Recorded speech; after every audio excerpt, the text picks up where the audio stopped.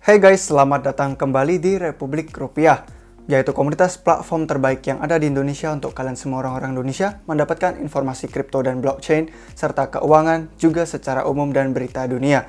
Jadi bagi kalian yang mungkin belum dengar pengumuman besar yang sebenarnya sudah kami buat minggu lalu, ada di minggu ini itu tonton videonya berikut ini thumbnailnya.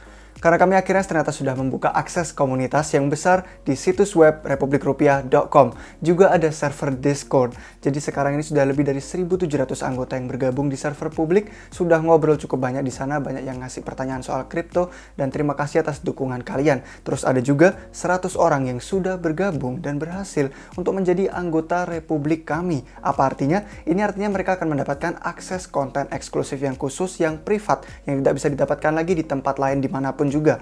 Ada bantuan juga laporan riset koin micin, ada penjelasan yang lebih teknis. Ya intinya kami tuh ngobrol banyak sekali. Kalian bisa lihat di layar ini pembicaraan hal kripto yang lebih detail ada banyak. Jadi kalian bisa lihat betapa serunya untuk bergabung di sini. Kalian juga akan dapat tersediaan dari kami portofolio kripto. Jadi koin token apapun yang kita pegang di sini di Republik Rupiah akan kalian ketahui. Jadi ini sangat seru dan banyak sekali manfaat eksklusif yang bisa kalian dapatkan. Jadi tunggu apa lagi guys? Ayo buruan bergabung dengan kami menjadi anggota Republik Rupiah secara resmi.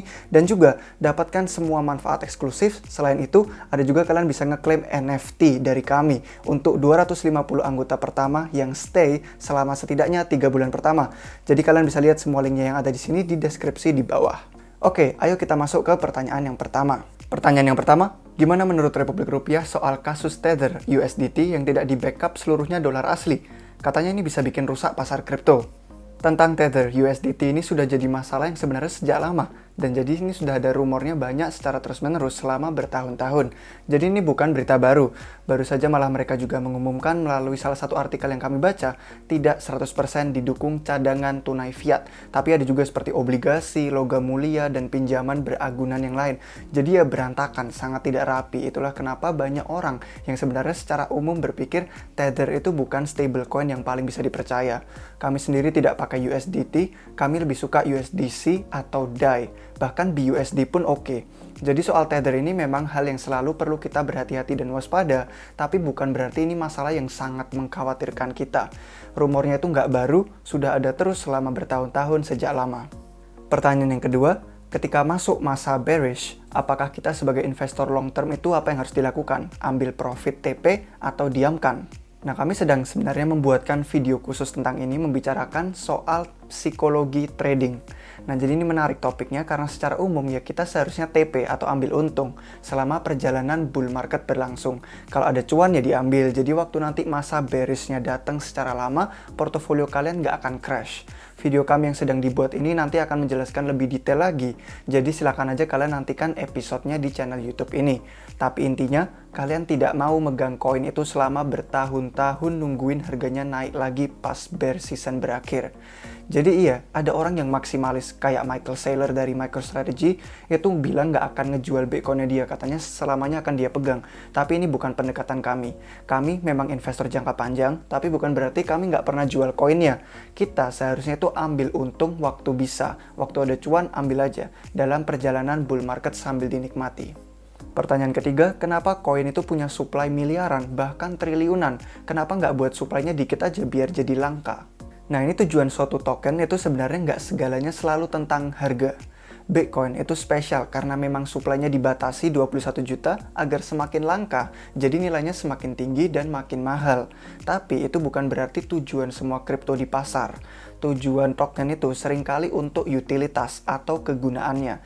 Jadi salah satu yang paling umum kegunaannya itu adalah untuk tata kelola atau pemerintahan jaringan.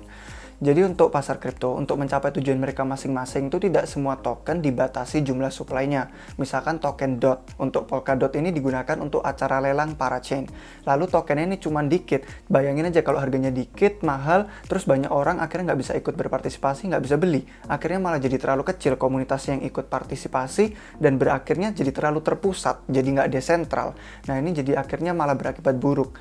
Jadi dengan banyaknya token di pasar kripto seperti ETH untuk Ethereum, BNB untuk Binance, Uni untuk Uniswap, SNX untuk Synthetix, mereka semua ini punya tujuan dan kegunaannya masing-masing yang berbeda-beda.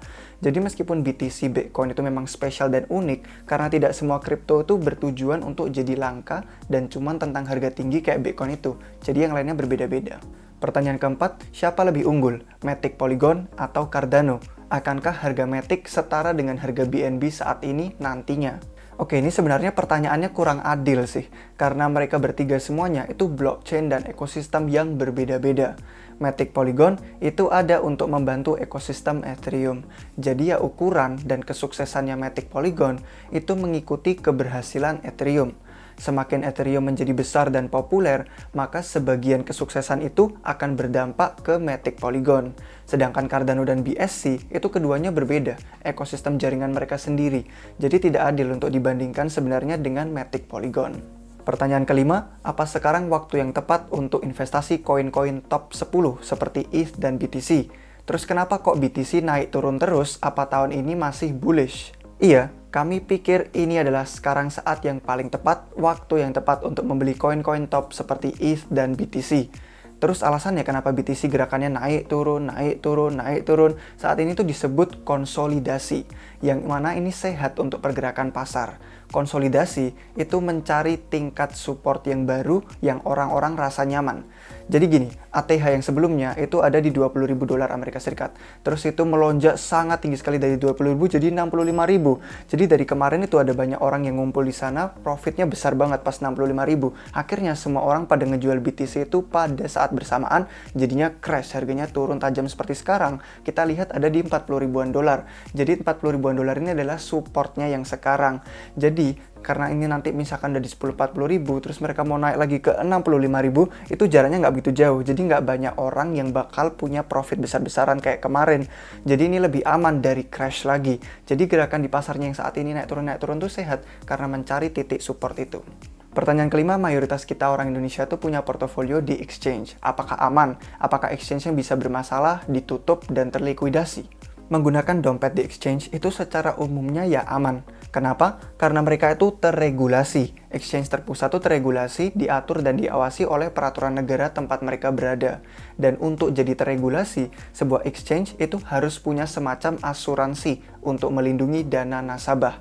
Tapi waktu ada kekacauan, mereka masih akan jadi yang punya kontrol atas dana kita, bukan kita sendiri. Jadi mungkin mereka bisa aja waktu ada masa yang kacau gitu, yang tidak pasti, mereka melakukan maintenance atau perawatan. Jadi kita nggak bisa akses exchange-nya mereka waktu kita butuh. Nah, jadi kita itu nggak punya kontrol atas dana kita di sana, karena itu di dompetnya di exchange, kecuali kita pegang sendiri di dompet pribadi. Jadi secara umum ya memang ini lebih aman karena terregulasi pemerintah, tapi alangkah baiknya kita punya lebih dari satu akun dengan beberapa exchange yang berbeda, untuk mengatasi misalkan ada server yang down di satu, kita masih punya exchange yang lain. Pertanyaan ketujuh, ditunggu Min, tur kantor markas Republik Rupiah. Sebenarnya bukan pertanyaan di sini, tapi sebenarnya request. Tapi pasti dong, pasti nanti kami buatkan video tentang tur kantor markas kami yang ada di Republik Rupiah di sini.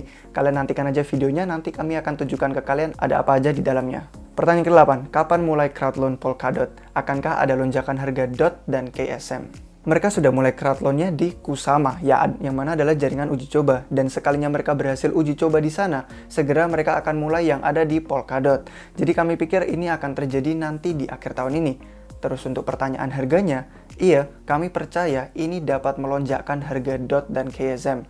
Itulah kenapa ini tercermin dari isi portofolio koin yang kami miliki.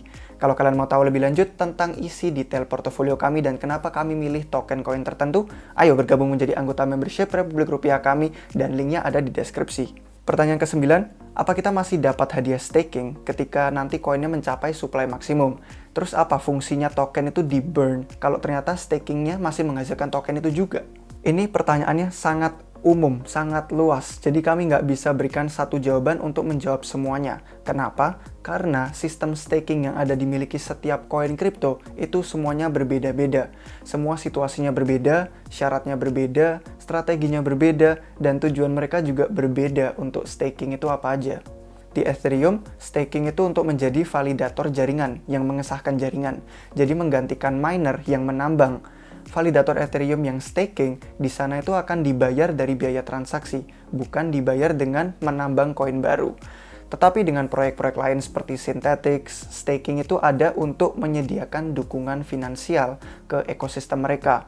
Jadi sekalinya tidak ada koin baru yang dicetak lagi, nanti di Synthetix orang-orang tuh berharap ekosistemnya jadi besar, terus orang-orang akan dibayar dengan biaya transaksi.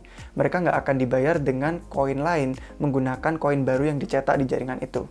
Jadi memang setiap sistem staking itu berbeda-beda tergantung proyeknya itu seperti apa. Tapi ini jadi poin yang bagus nih, kami ingin memberikan sesuatu di sini.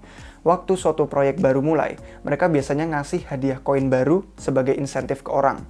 Tapi kalau proyeknya sudah besar dan lebih banyak orang pakai dan makin mainstream, maka mereka bisa dibayar dengan biaya transaksi. Nggak perlu lagi ngasih insentif hadiah koin-koin baru.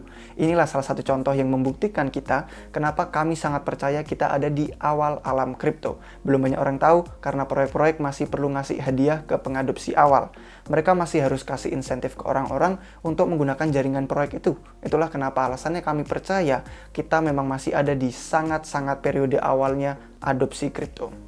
Pertanyaan ke-10, apakah adopsi massa itu sudah tidak terelakkan lagi? Bisakah market kripto jadi tidak volatil lagi mungkin 10 tahun ke depan? Jawabannya iya, iya, dan iya. Ini adalah permulaan sistem finansial yang baru, yang lebih adil, dan dikendalikan oleh komunitas orang-orang biasa, bukan yang dikendalikan oleh perusahaan besar, bank, dan pemerintah.